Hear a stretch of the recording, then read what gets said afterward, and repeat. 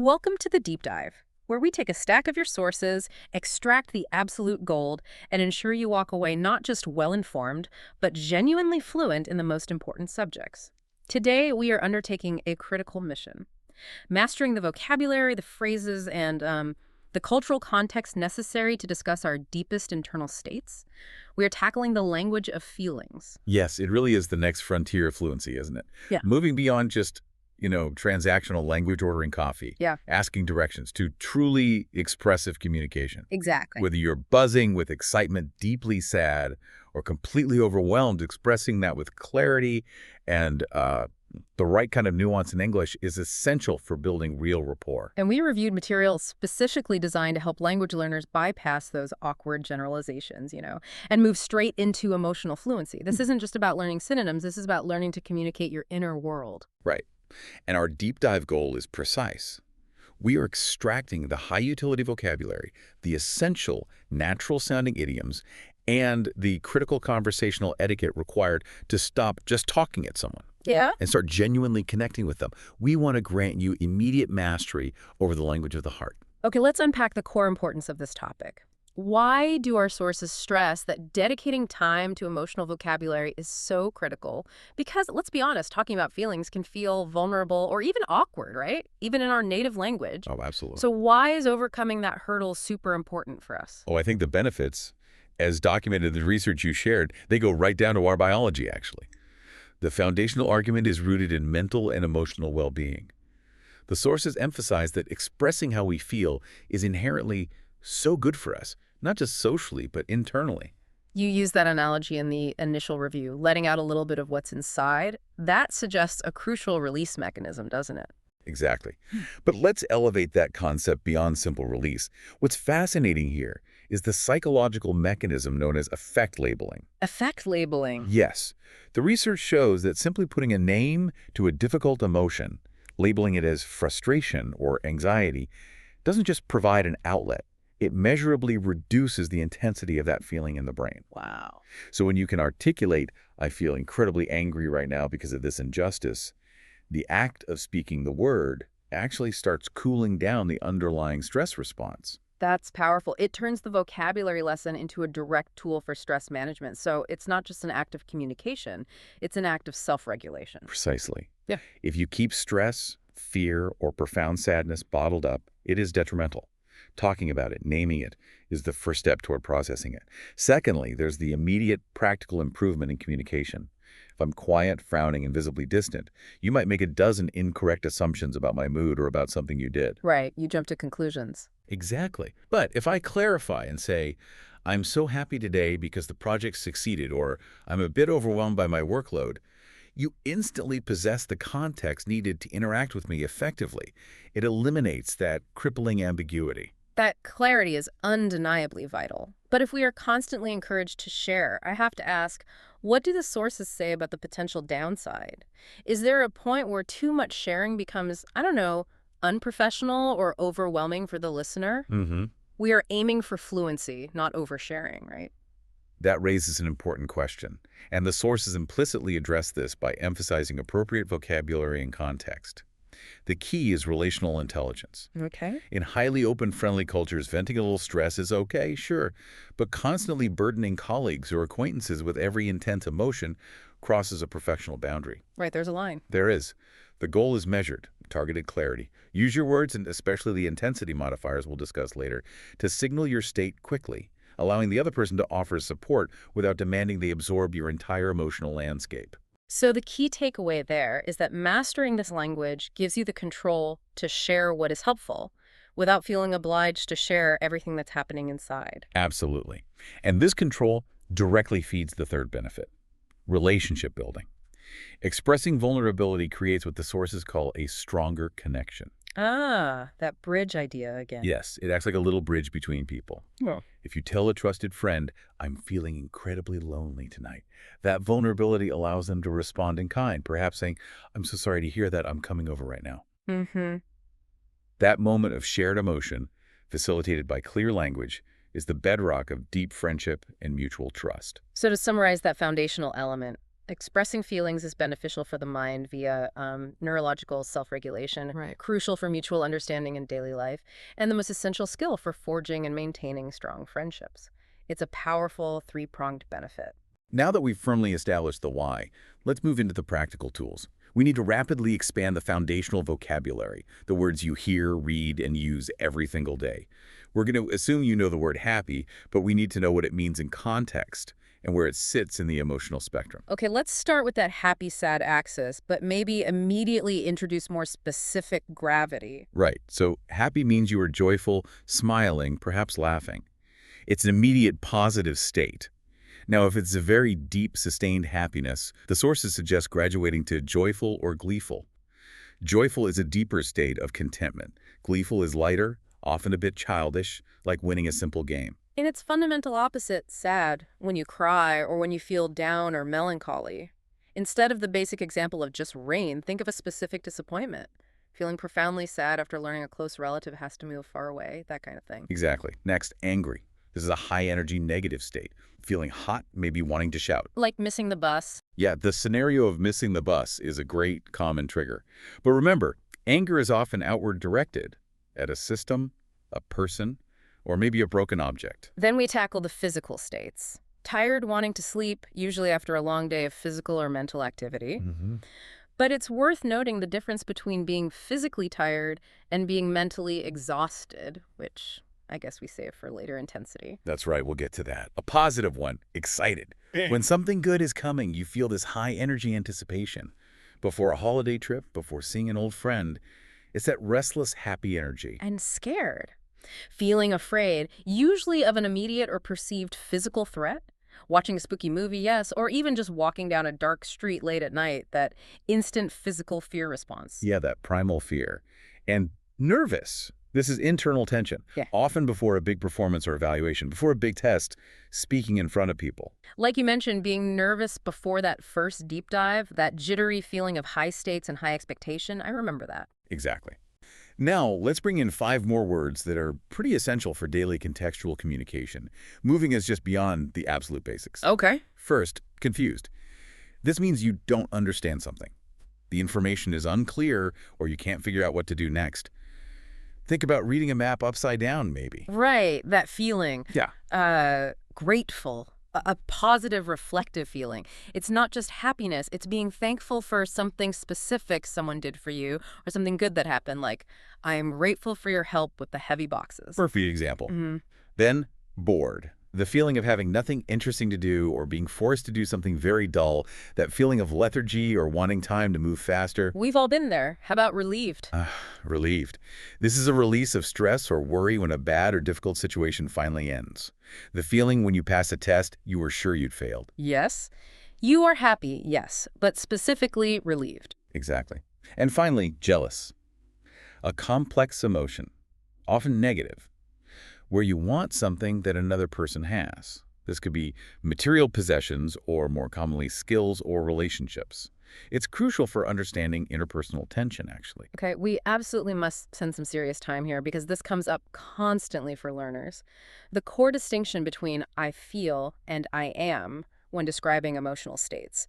The original material sort of dismissed this too quickly, I thought, but the choice subtly changes how we perceive the duration and stability of the emotion. Absolutely. When you say, I feel happy, you are generally describing your current, potentially fleeting emotional state or experience. It's highly subjective. You are reporting on an internal sensation. Whereas I am happy often implies a more stable, possibly longer duration state, or maybe even an assertion of identity. That was a good point. Now, in simple everyday language, we often use them interchangeably, especially with basic words like tired or happy. That's true.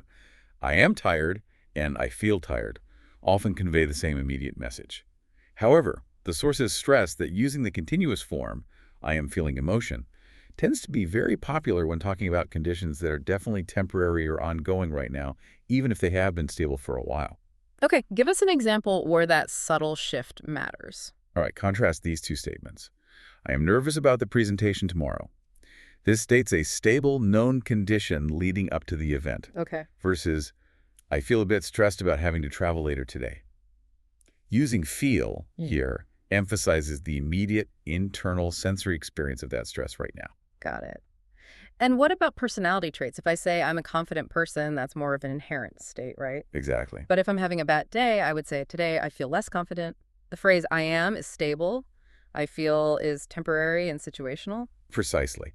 And if you are describing an external condition, you always use I am, like I am sick or I am late. But if you are reporting your subjective interpretation of the world, your emotion, you can pick either.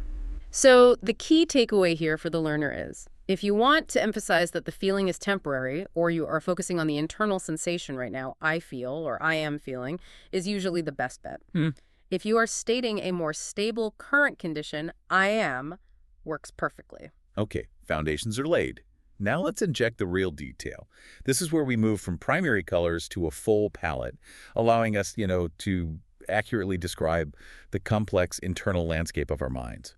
Hashtag tag 3.1 specific vocabulary for detail. Right. Let's get specific. We'll begin with frustrated. We mentioned this earlier, but let's really differentiate it. Yeah, frustration is the specific emotion that arises when an effort to achieve a goal is repeatedly impeded, blocked. It's an internal anger directed at the obstacle itself. A perfect contrast to general anger. Anger might be directed at the person who cut you off in traffic. Frustration is directed at the non-working printer, the difficult code, or those flat-pack furniture instructions that are written in hieroglyphics. Yes. It is maddening, often leading to deep internal sighing. Totally. Okay, then we have overwhelmed. Overwhelmed. This is having too many inputs, too many tasks, too many decisions, all piled up to the point where you feel paralyzed or unable to manage the total load. Yeah, this is definitely more than simple tiredness. The source notes this feeling is common when the cognitive demand exceeds your current capacity. Think about receiving 7 huge assignments and 3 mandatory meetings all due on the same day. Exactly. You're not just stressed, you are cognitively overloaded. And anxious. We distinguished this earlier from nervous. Anxiety is often stronger, maybe more pervasive. Yes, and it is worrying deeply about potential negative outcomes, often accompanied by physical symptoms. That physical link is fascinating, isn't it?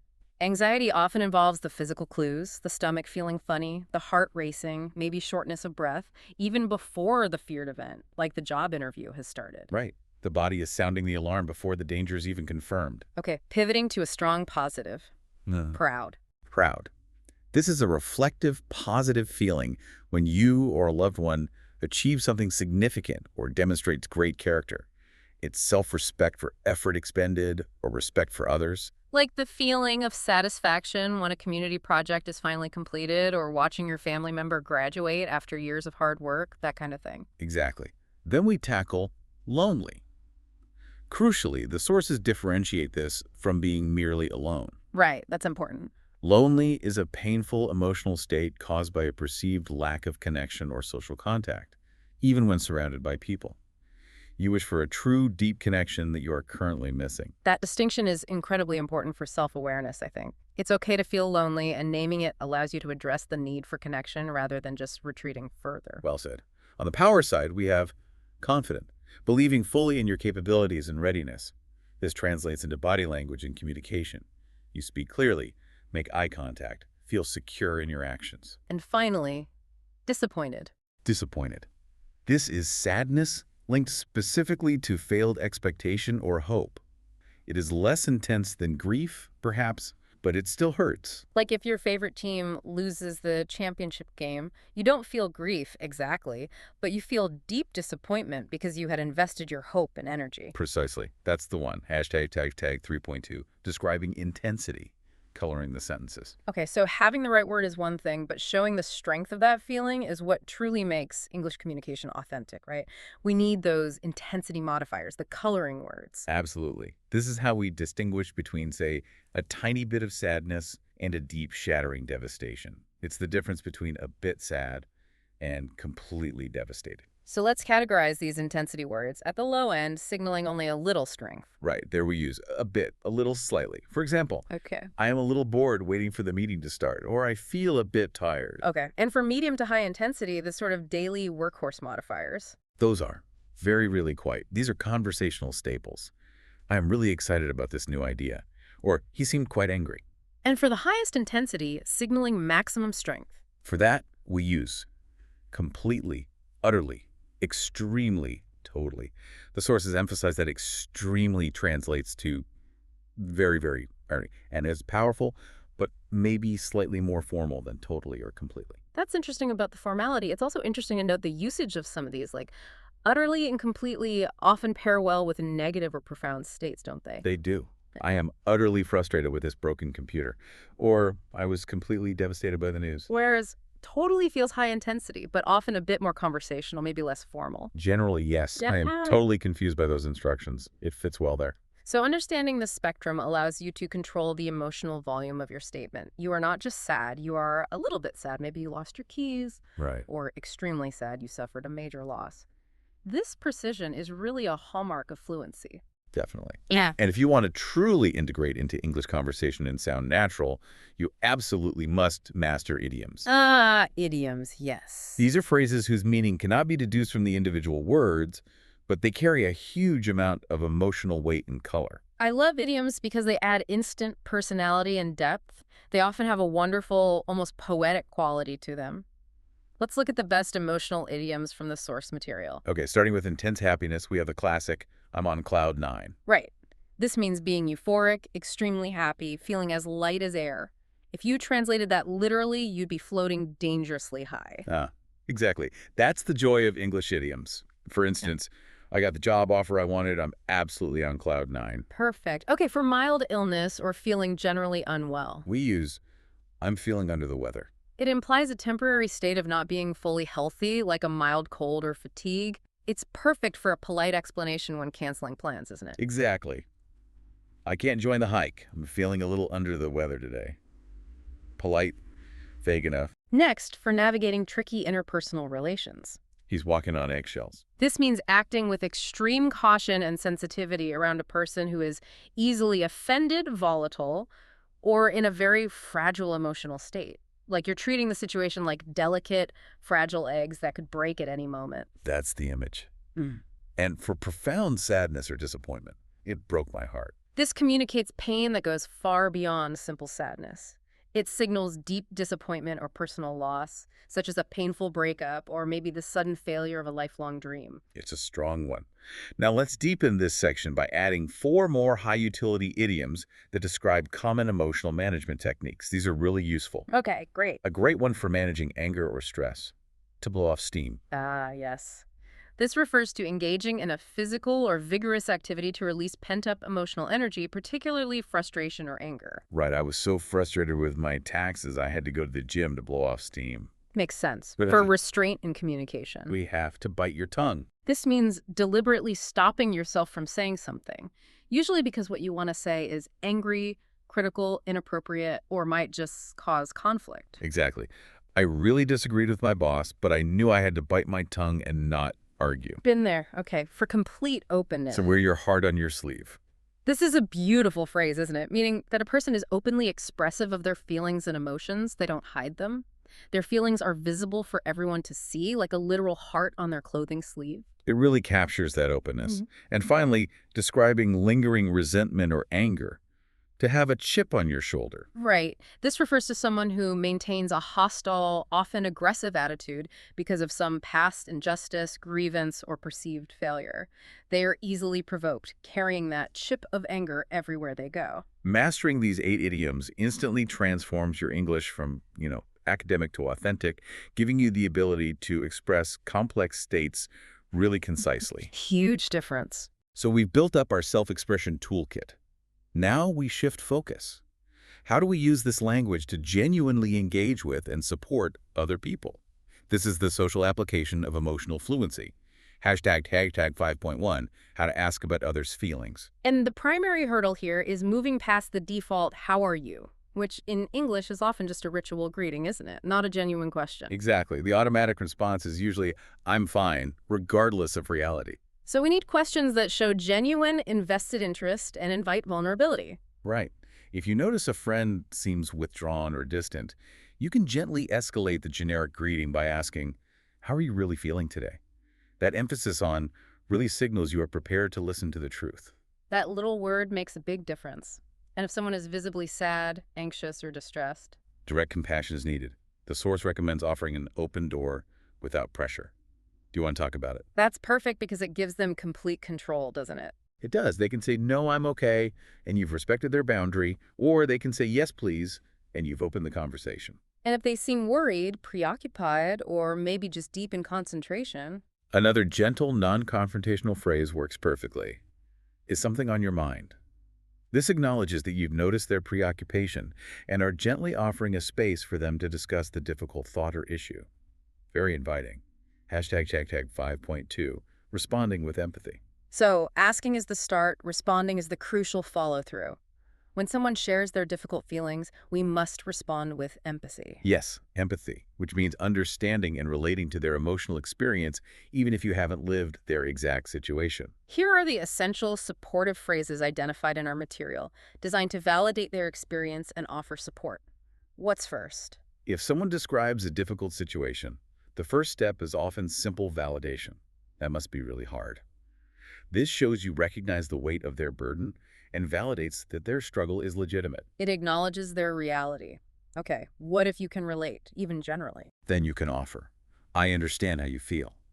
Be careful not to immediately jump in and compare their situation to your own, but simply use this to show shared humanity, shared understanding. Right, keep the focus on them. And what about the single most powerful phrase for commitment and reassurance?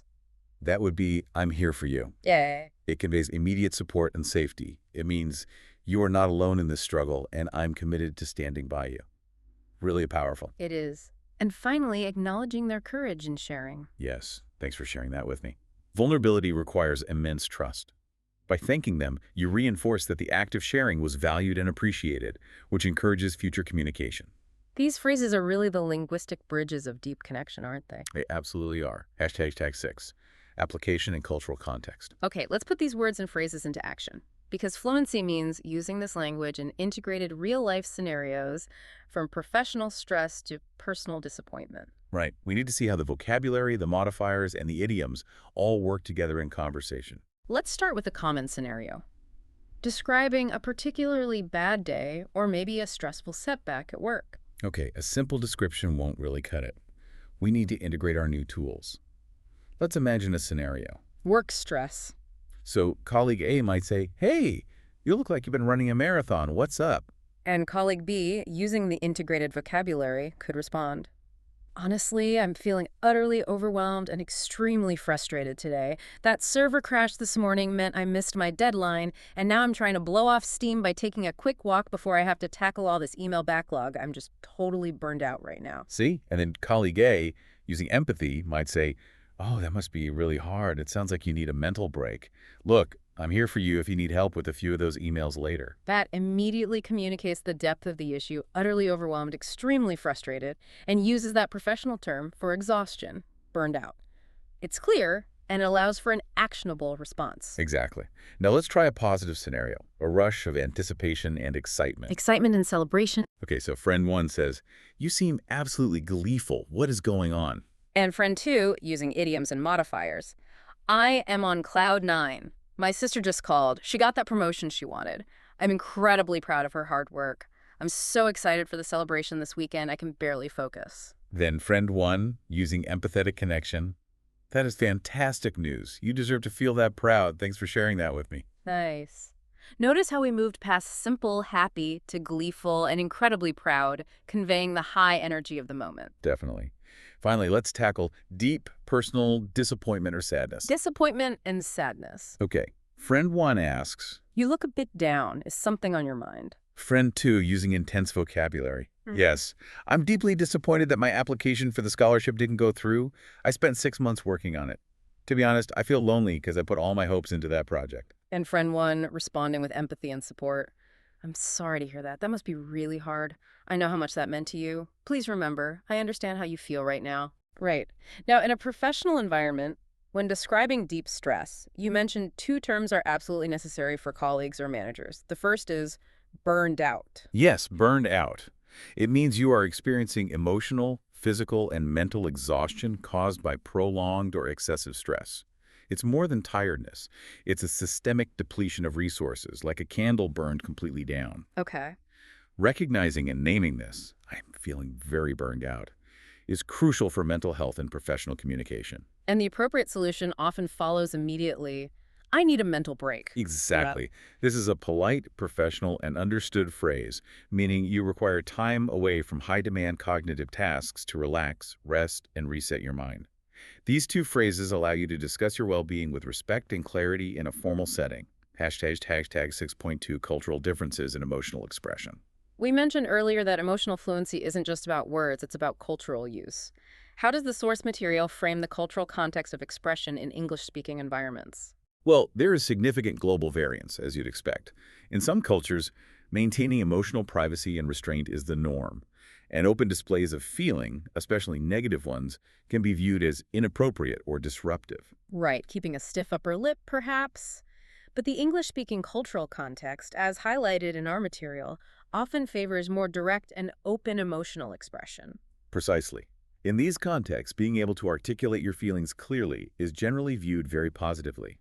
It signals maturity, honesty, and openness, which are really key components of trust. So if you're quiet or closed off, It might be interpreted as being reserved, maybe unengaged, or even suspicious in some cases. so if you are learning this language with the intent to operate in Western professional or social circles, the key takeaway is don't be afraid to use this vocabulary. Exactly. The skill isn't just in knowing the words, but in adopting the cultural expectation that those words will be used to facilitate genuine connection. It's part of the package. Hashtag 7. Final tips for emotional vocabulary mastery. Now for the practical advice. The learning strategies that ensure this massive influx of vocabulary and nuance actually sticks. How do you make it second nature? This is a critical active practice technique. Every day, regardless of your schedule, commit to writing down your dominant emotional states in English. But it must go beyond just listing. You must link the feeling to the cause. Right. For instance, today I feel slightly jealous because my friend was accepted to the program I wanted. Or I am incredibly grateful because my neighbors fixed my fence while I was at work. Yes. This forces you to use the nuanced words and intensity modifiers actively, cementing the vocabulary within your personal real-life context. And this practice leverages that concept of effect labeling we discussed earlier, doesn't it? It does. You are actively using the language to process and understand your internal world, making it a functional survival skill, not just an academic exercise. We also need to intentionally move away from those non-committal, simple answers like, my day was fine. This requires challenging yourself in every interaction. Absolutely. Instead of saying, my day was good, practice providing a detailed emotional narrative. Try, my morning was a bit stressful because of traffic delays, but then I felt very proud of the presentation I delivered, and now I feel relieved that it's over. The more you force yourself to structure and deliver these descriptive sentences, the faster this nuanced vocabulary becomes automatic. Don't be afraid to sound maybe overly articulate at first. That is the sound of your brain building new neural pathways. That's a great way to think about it. And remember, achieving emotional fluency is an ongoing journey. Be patient with the practice and celebrate every time you successfully articulate a feeling with more precision than you could the day before. Yeah. That clarity is a gift to both yourself and those around you. Hashtag tag out Jade. That concludes our deep dive into the exhaustive language of emotion. We covered the foundational necessity of expression, explored the neurological benefit of affect labeling, expanded our core vocabulary dramatically, integrated powerful idioms, and provided the key phrases for building empathy and connection with others. You now possess the linguistic tools to navigate a much richer emotional life in English. You can express not only what you feel, but how strongly you feel it and why. This is what transforms language usage from mere communication into genuine interpersonal success. So here is the final provocative thought for you to carry forward. The ability to express nuance and emotion, to articulate that you are anxious about the future rather than just nervous about a test, or disappointed in an outcome rather than simply sad. That is the key difference between knowing a language and truly living in it. Consider how your emotional range in your native language compares to the new depth you've gained today. Because that ability to name and articulate your state is not just a language skill, it's a crucial tool for deeper self-awareness and improved interpersonal success. Use these words, connect with others. We'll see you next time on A Deep Dive.